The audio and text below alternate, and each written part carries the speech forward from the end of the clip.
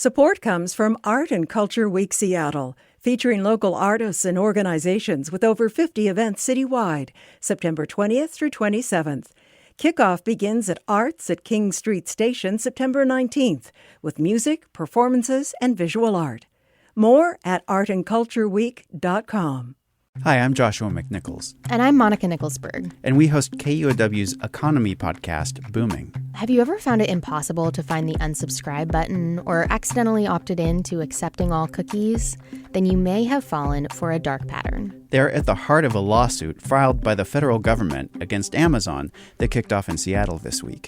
On the latest episode, how could a crackdown on dark patterns change how companies sell us stuff online? Find Booming on the KUOW app or wherever you listen. Welcome to Meet Me Here, your weekly guide to arts and culture worth leaving your house for. I am Dyer Oxley. I cover pop culture. And this week, we're going to get you ready for October with a few choice picks for stuff to do. There are a ton of cool events happening around our region. My co-host and I, we are here for you. We have scoured all the event calendars and all the press releases that get sent to us, and we're going to bring you what we think are the most exciting art, pop culture, and books events happening in October. So I have my Meet Me Here co-host, Jeannie Yandel, and Katie Campbell with me now. Hello, everybody. We're going to point you in the direction of a few happenings throughout October that we think you should not miss. But first, as always, I have an event that I want to share with you that I think is pretty cool. And this one is our honorable mention for this episode because we're hyping events worthy of your attention in October. But Seattle has a cat convention. It's called the KUOW Convention, and it's on November 1st and 2nd. It's just right on the other side of the month. There's just not going to be enough time to spotlight it later. So, KUOW at the Seattle Center Exhibition Hall. If you are a cat person, this convention is for you. If you love a cat person, this is also for you, so you can get some really cool cat points with them.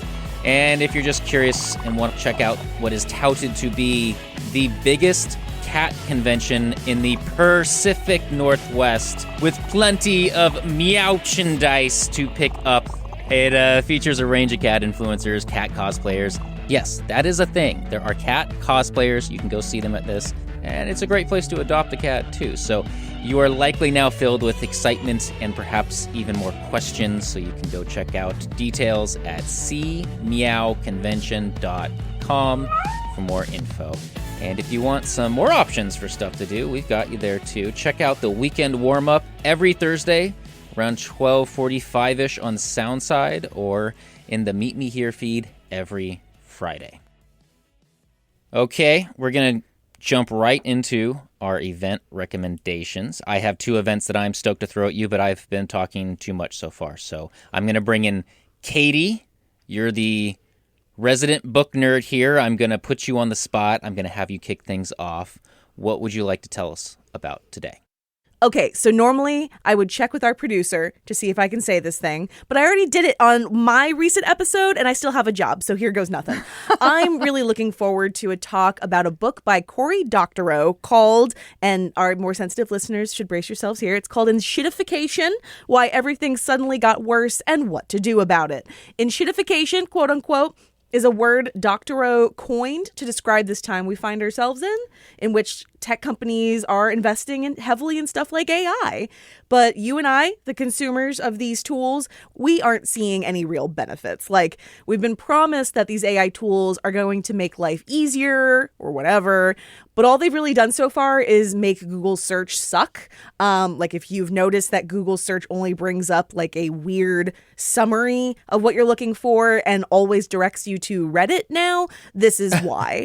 This is what Cory Doctorow is talking about. So Doctorow is going to be at the Seattle Public Library on October 22nd, and I'm really stoked for his book, but I'm also stoked for this conversation because it's going to include moderator and creative Whitney Beltran, as well as the host of the podcast Better Offline, Ed Zitron. Anybody who listens to this show knows Ed is a huge AI skeptic and mostly spends his time ranting against bad investments in the tech sector. He's super funny. He's super mad. He's ready to rage against the increasingly bad machine. So I just think this is going to be a lot of fun. What do you mean AI skeptic? So he basically sees what Google and like everybody else who has an AI co-pilot thing now, he's looking at everything they're promising and just going, prove it. With more expletives, though. That's kind of Ed's style. And Corey's, for the record. They're looking at these new, quote-unquote, innovations and just saying, we don't need this. What these things are doing are, like, threatening the jobs of creatives, or they're just creating junk. A lot of junk now on the internet. I really like this conversation. I'm glad you brought this, because I think, on one hand, you have the proponents of AI, and I think they view this as like a step towards the computer on the Enterprise, right? Where the AI is not driving the ship. It's not managing the warp core. A person is doing that, but they're using the computer, you know. But I think on the other side of this, and this is where a lot of the concern is the effects on all of us, whether that's jobs, like the cars. I went to an arcade down in Olympia called Insert Coin. A robot delivered my food, and a robot mixed my drinks. And the moment that you put AI into that mix, that's a whole industry of jobs right there. Exactly. Right? I've already got tickets to this event. It's going to be a nerdy little date night with my boyfriend, Drew, who also, he and I love to talk about how much we hate AI. And I just think folks should meet us there, especially if they also hate AI slop. If you're on Team AI, maybe don't come. I don't know. I'm not on Team AI, but you know, for somebody who maybe doesn't hate it as much as you two, it could be a useful event for them too, to maybe consider this from a different perspective. Yeah. I don't hate AI. I want to live on the Enterprise. But on the other hand, I totally see like the threat.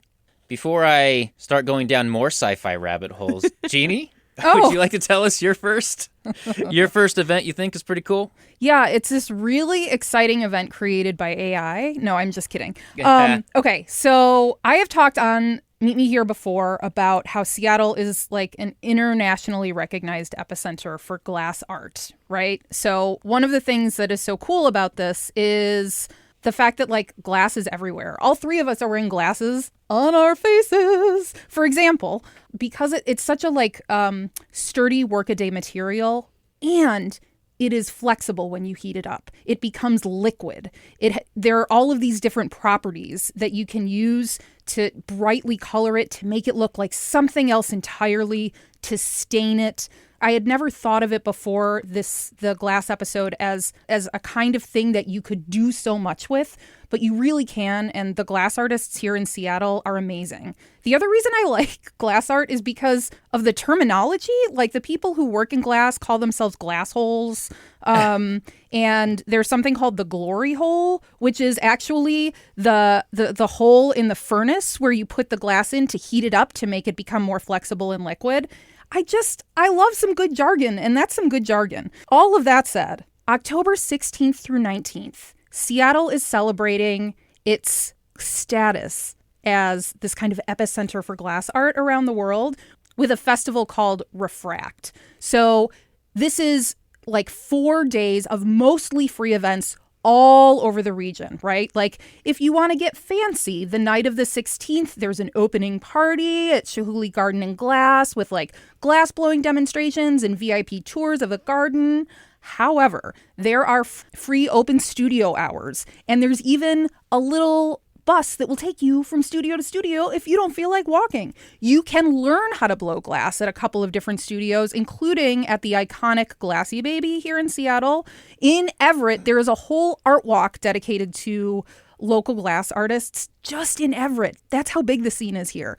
And there are a couple of amazing studio shows that I'm really excited about, including from a neon glass artist, because neon is also a BFD here in Seattle. You just said like glass blowing scene. I don't think folks ever really truly appreciate what that is around here. Yeah. You told me why you liked glass art.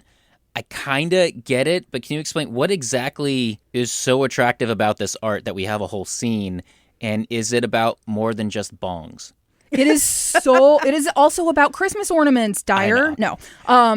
I mean, my understanding is that the big reason that the Northwest is such an epicenter for it is that, you know, fairly early on in the 60s, 70s, we had a couple of artists like the well-known Dale Chihuly who came here and decided we need a place in the United States where people can really let their freak flags fly when it comes to glass art. I mean, the combination of like the vision you have to have and the stamina you have to blow glass. I mean, the work of creating stuff out of glass is like physically hard. And you are in extremely hot temperatures for hours at a time sometimes. So I think there's a combination of like hardiness and like toughness within the artists and also these truly astonishing visions to use glass to create a very lifelike looking cheeseburger, for example. There's a local artist who does that.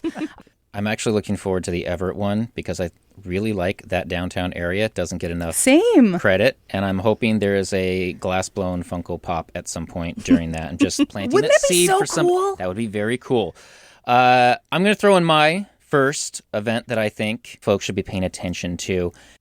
Shonen Knife is a band from Japan that is touring the U.S. right now, and the last 3 shows are in the Pacific Northwest. Now, real quick, those dates are Friday, October 24th at the Star Theater in Portland, Saturday, October 25th at the Tractor Tavern in Seattle. The 8:30 show is sold out at the Tractor Tavern, so they have added a 4 p.m. show, which as of this recording, there still are tickets available for that. And finally, Sunday, October 26th at the McMenamins Elks Lodge in Tacoma. That's the one I'm going to, by the way. Now, why am I telling you about Shonen Knife? This is one of those bands that your favorite band loves. And they have this sort of serendipitous story with a very strong local connection, even though this trio of punk rock ladies is from Osaka, Japan. Going back to the mid-1980s, K Records out of Olympia, Washington, got the honor of introducing this band to the United States. Calvin Johnson, who runs K Records, happened upon their album on a trip to Tokyo, and he fell in love with it. It was punk rocky, it was poppy, and so he reached out and asked for permission to distribute it into the United States. Now, at the time, Shonen Knife was just these 3 young ladies who were working in offices during the day, and they were doing this band as kind of a fun thing to do. But once that cassette tape, this album, got distributed into the United States, they quickly became this underground sensation. Sonic Youth loves them. The Breeders loved them. And one of Calvin Johnson's friends also loved them. He was this other guy in Olympia trying to get his own band to break through. And that guy was Kurt Cobain. And he later got Shonen Knife to open up for Nirvana on 2 of their tours back in the early 90s. You may have heard about this list Kurt Cobain had of his top 50 albums. KEXP actually has a podcast about all this. Kurt put Shonen Knife's Burning Farm album on that list, which was that little album that K Records and Olympia brought to the USA. So if you hear Shonen Knife, it's really hard not to like these songs. Like I said, it's very punk rock, influenced by the Ramones, but they're also really poppy songs. There's a joy that comes through. They sing about food a lot. Anywho, these punk rock ladies are now in their 60s, and they are still kicking ass. And you can see this band, the band that all these other bands worship, when they stop in Seattle and Tacoma on October 25th and 26th. Okay, we have some more recommendations for you coming up, including something I know Jeannie is giddy to talk about. But we have to take a really quick break first. So we're going to be back on the other side of this.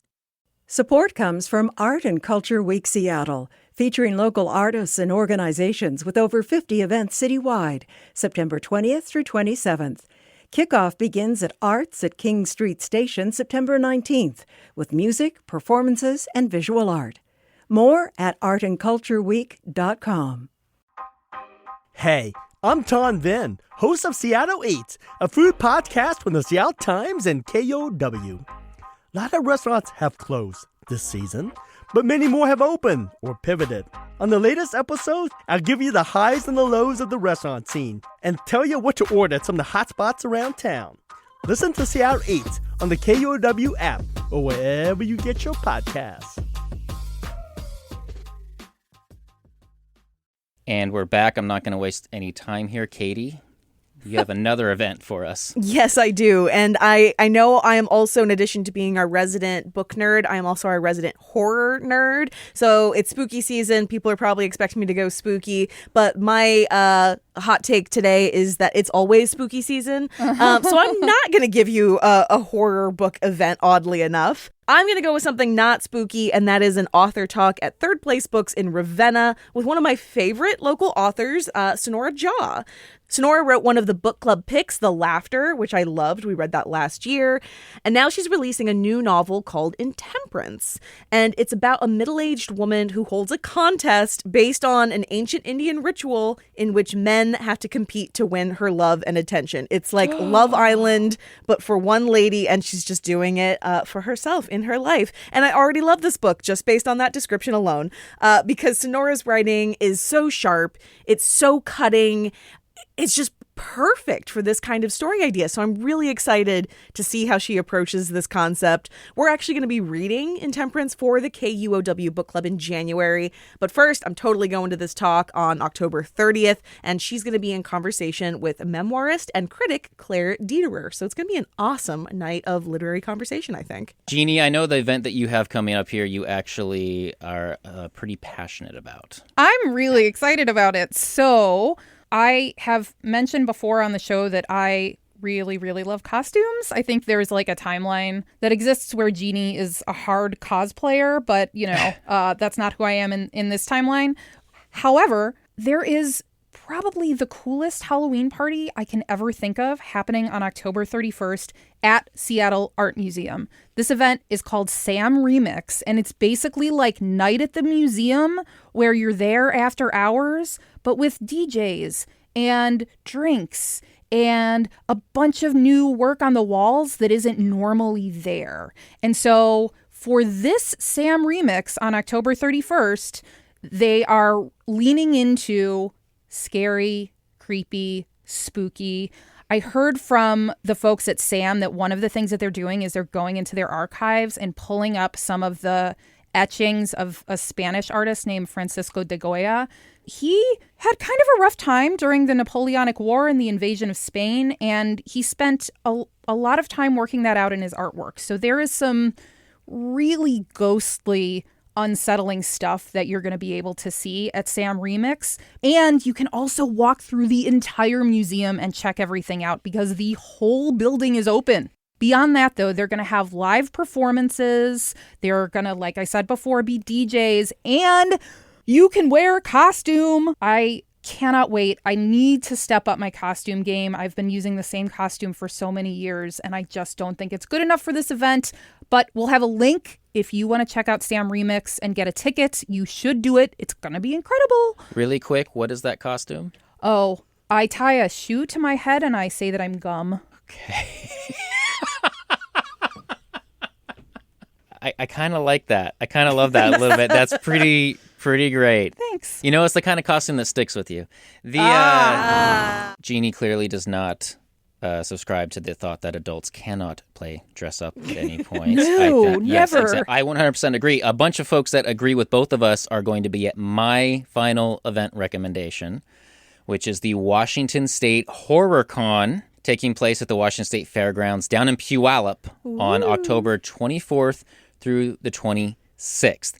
Here's the deal. There has been, in the last just few years, this surge in pop culture-oriented events at the fairgrounds down there in Puyallup. They're all from this show promoter, Steve James. The big mega one that everybody knows now, which is the event that I think is the event for summer, is Washington State SummerCon. They're just massively popular, more so than I ever would have expected. This is not in the urban centers. This is not Seattle. Yeah. You know, this is not Portland. This is the fairgrounds. They're having to get extra police to direct traffic now to get to these things. Steve has been doing these events, and he gets contacted randomly out of the blue by the people of none other than Cassandra Peterson. Do you know who Cassandra Peterson is?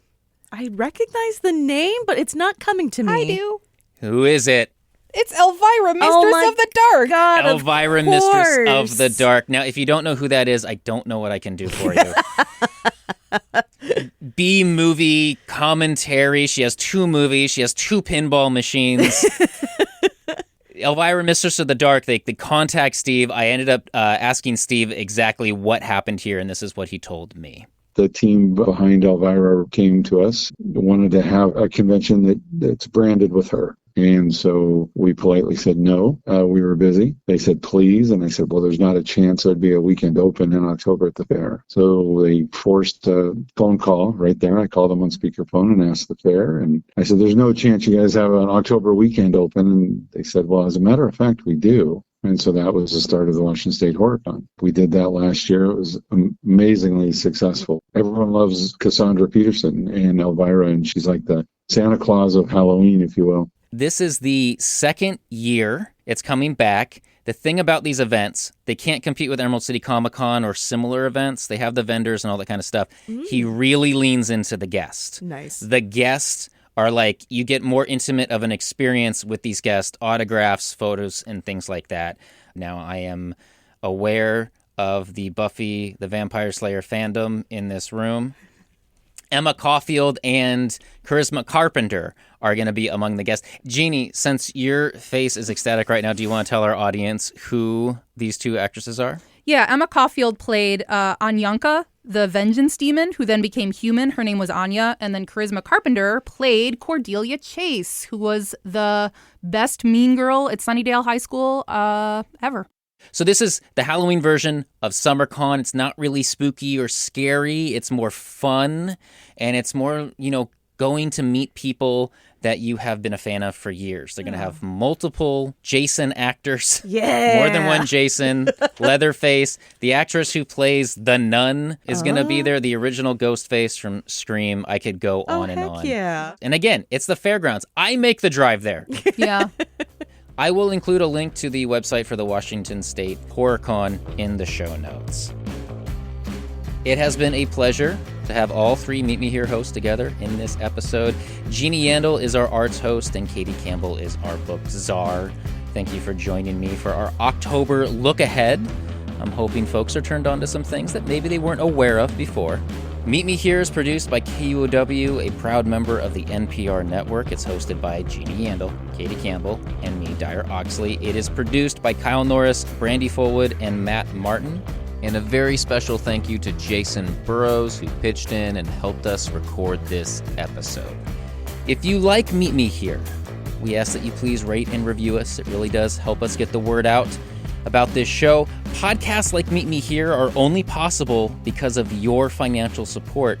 You can help us make all of these local shows that you rely on at kuow.org/meet. And thank you for listening. On the latest Sound Politics, Charlie Kirk's murder still has many in Washington state reeling. And nationally, it's raised huge questions about violence, free speech, and where our country is headed if we can't disagree peacefully, especially considering polling that shows a small but growing number of Americans believe political violence can be justified. We're going to talk about all that on the show with local conservative commentator Brandy Cruz on Sound Politics, wherever you get your podcasts.